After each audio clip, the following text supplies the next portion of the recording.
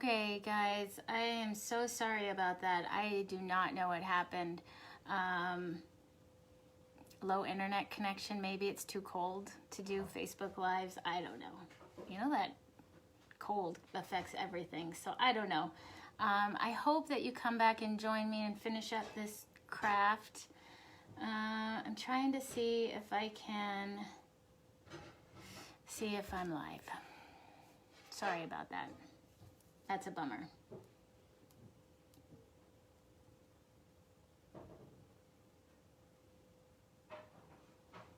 Okay, I can see myself, so everyone come back.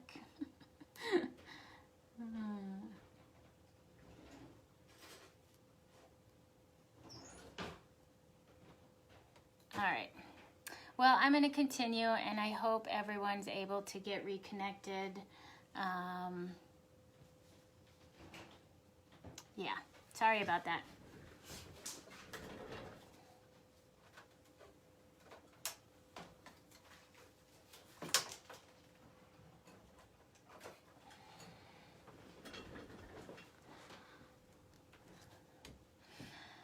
Okay, I think we're back. I got one watcher, so maybe it's working. If you could just let me know when you guys get on, and if you can hear me.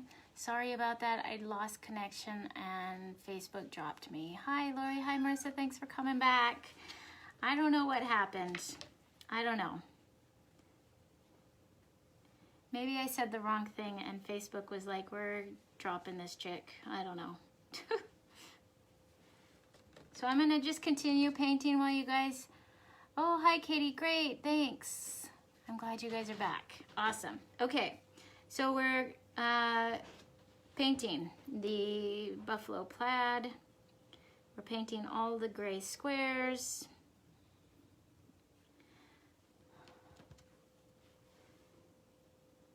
Like I said, I don't know what happened there. You try and do all the things before a live to make sure everything's gonna go good, and well, anyways. So I don't know when I lost you. I just saw something about a video freezing. So what I was saying was that we were working on this next week to be able to ship kits and product. It's just been one of those things that have got me stuck. I don't know why. There just feels like so much you have to figure out, and I am probably making a mountain out of a molehill here, but you know, all my stuff is different. So it's not like I can just say, oh, I'm sending a DVD and every box I need is the same size and all that stuff, but anyways.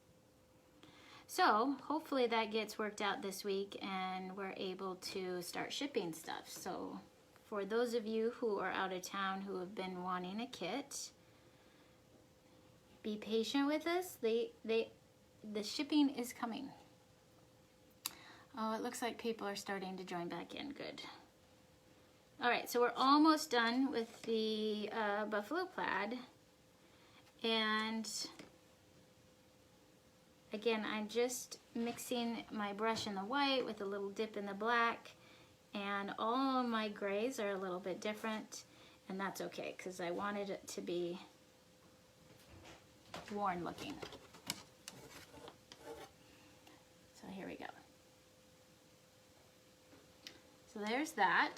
Now the next step after you've got your grays in is to paint the squares black. And so how this works is you take the top row and all of the white squares get painted black, then you skip a row and then you paint all the white squares black, then you skip a row, paint all the white squares black, skip a row, and so on and so forth. So we'll throw some black in there, and I'm not gonna wash my brush, I'm just gonna leave it like this. Again, because I want my black to look worn, so it's okay if it has some of that white in there. And black's a pretty strong color anyways, so it doesn't really matter if there's some white in there. So I'm just gonna drag some black into these squares.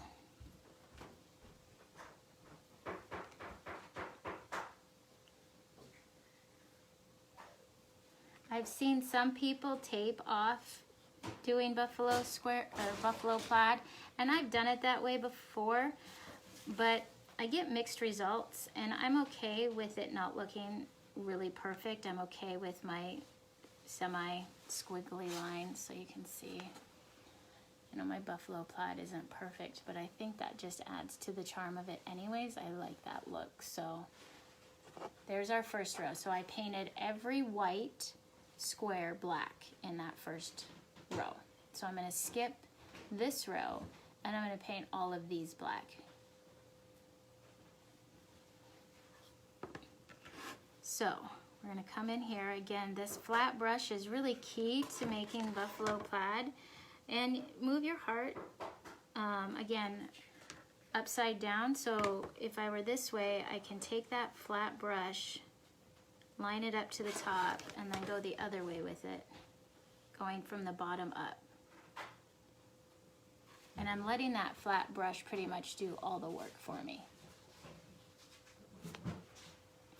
Also, when you're painting, if you're trying to get a straight line, it's always better to try and do it a little bit faster than slow. Our hands tend to be a little more shaky when we try and paint a straight line slower. You get a little more shake in there, and we have more control when we go a little bit faster even.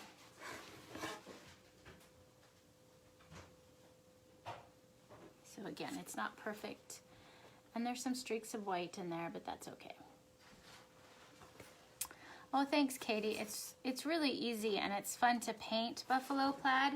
Once you get the pattern down, easy peasy.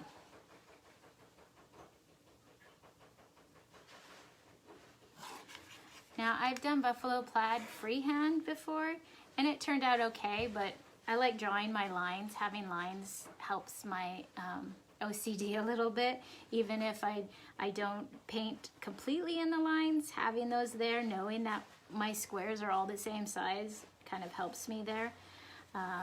Doing it freehand is okay, but I've seen some ladies paint a buffalo plaid freehand, and it's pretty amazing that they can get all their squares the same size.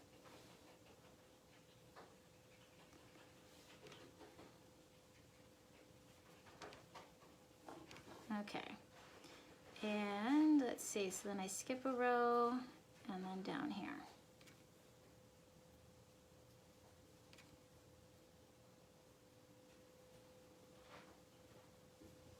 Okay, so there we go, buffalo plaid. And my gray is super messy, but that's okay. So the next step then, I'm gonna actually put my brush in the water now because I'm done with that small brush. I want to come back with my chip brush and create these streaks in my grays and my blacks. I streaked going horizontal, and then I also streaked going vertical, and I just really thought that made it look more worn, and it just added some texture to the sign. So I'm going to grab my chip brush and pull it out of the water and get it dry real quick. The chip brushes are great for creating this technique, but you really want them to not be wet. You don't want to have any water in there. It's hard to create a good streaky effect with a lot of wet paint on your brush. Okay, so I'm going to start with black, and I still have some black on my plate, and I'm going to just very, very gently dip my brush in there, and you can see that there's hardly any paint on there. And to even take it one step further, I'm going to just even wipe most of that paint off. So this is called the dry brush technique, where if I were to dab it on my hand, you can barely see any paint there, but there's enough there that it's going to give us that worn, streaky look. So I'm going to come back on here, and I'm going to go across where my grays and my black are. So you can see how that looks. And then I'm gonna again dip it in the paint, wipe most of it off on another part of the plate, and then I'm gonna go across the next row where I have black and gray. And it might even pick up some of the black that I just painted on there. You can kind of see that it drug that across, and that's okay too. So a little bit of paint, and this is just a really light brush stroke. You don't want to get too heavy with it, otherwise you'll just get black brush strokes on there instead of that nice streaky look. So then we'll do one more on the bottom here. So we've got the bottom there. And then I'm going to go the other way with it. So I'm going to go where the black and the gray, that column.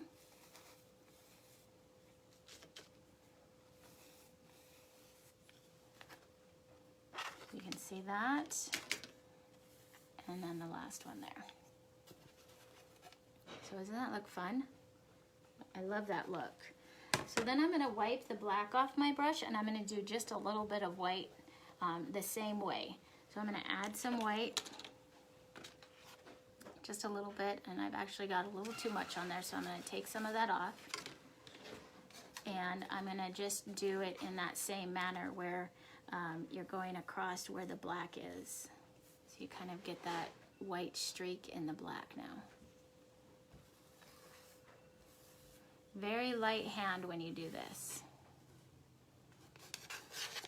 And if you don't want to do this step and you get the kit, you don't have to. This is a total preference thing. There we go. So that step is done. And next, after that's pretty much how I did the Buffalo Plaid for that. And then the next step is to paint this black stripe band across our heart. And you can choose to put that on any way that you want, any angle. I did mine about 2 inches, but in reality it was just 2 ruler lengths. But I hate measuring things. I just want to have it done and to measure, and then measure here and then measure there. Just try and make it easy. So I'm going to just choose an angle, and I'm going to lay my ruler on here, and I'm going to draw a line. And then I'm going to draw a line underneath it as well. So I started with just a thin band, and to double that, I'm just going to lay my ruler on that bottom line that I drew.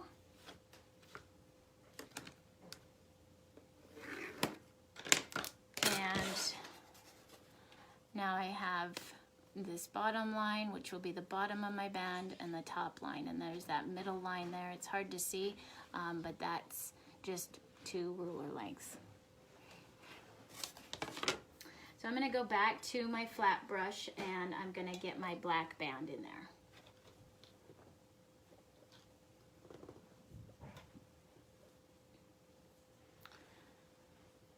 Okay.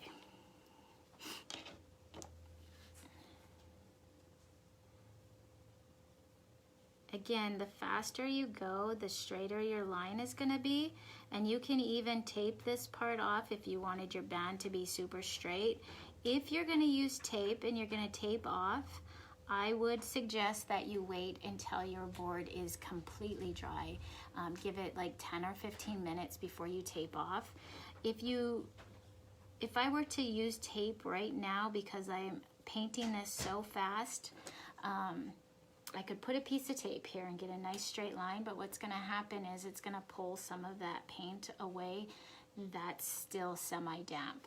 So if you're going to tape, which you definitely can if you don't want to just draw that straight line, wait until your project is completely dry.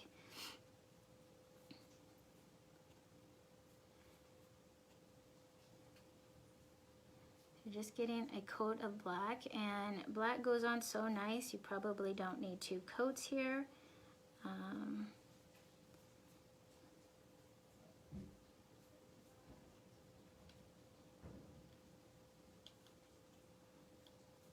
when you're painting, make sure that you're really loading your brush up so that you're not trying to fight pushing that paint around. Having a little more paint on your brush really just makes that paint move a little bit easier.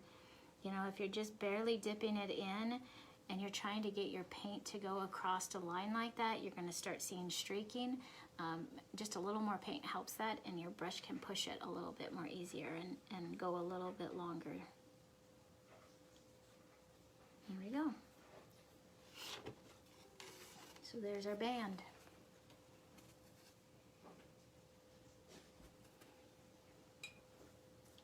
So for those of you who have gotten a kit or want to get a kit, do you feel like live videos like this is better than written instructions, or how do you guys learn? Is it better to see it done, and if I were to save these that you could go back and watch them later, would that be something that would interest you guys who are interested in kits? So I'd love your feedback on that if this is something that's helpful. Okay, so we're done with the painting part. I'm just gonna let this dry real quick, and then we're gonna glue on our bits. I can put my little hanger back in. It's got the shoelace bit on it, little plastic bit. Get that back in. So we've got our hanger in.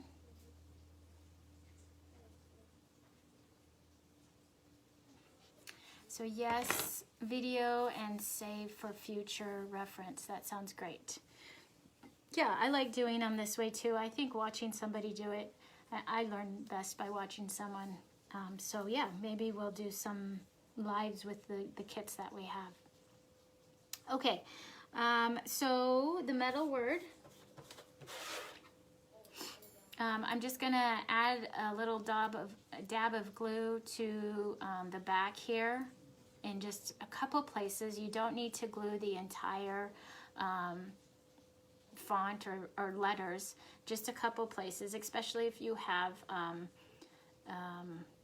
hot glue gun and it will dry instantly. With a tacky glue, you know, those brown bottles of glue, those work great. And again, you don't need to have it on the entire thing, just a couple spots and it will hold it. So I'm just going to do one on the bottom, maybe one on the top of the L, bottom of the T, and maybe the I there. So I put a couple spots on the bottom and a couple spots on the top to secure it down. And then I'm just gonna line it up where I want it and press it in.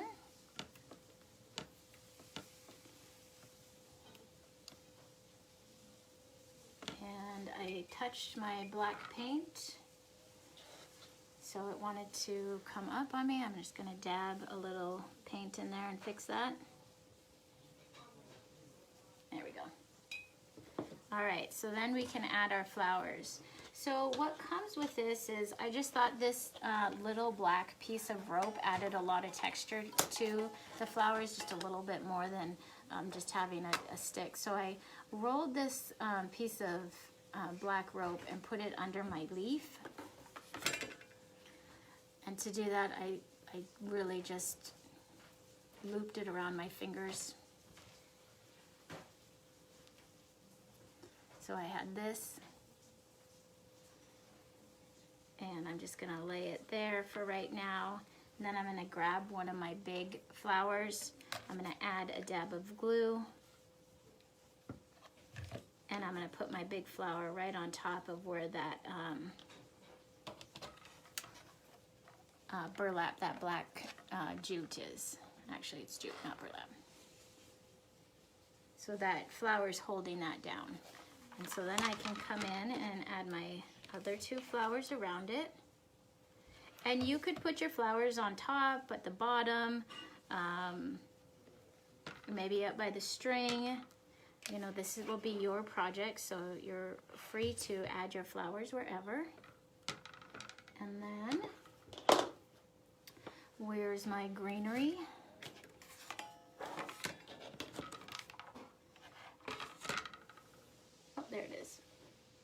So then for the twig, I'm not going to, again, put glue on every little piece. I want it to have some dimension and be able to pop up. So I'm actually just gonna put glue down here and on the 2 bottom leaves and kind of shove it under a flower.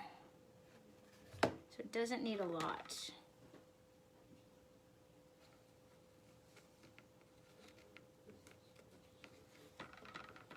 There we go. So I just shoved it in between these 2 flowers down here. And there we go. A cute little Valentine decor item. And this is super light, so it could pretty much hang wherever. And yeah, that's it. Easy peasy. So any questions? I'm trying to straighten you up here so I don't have to crank my neck.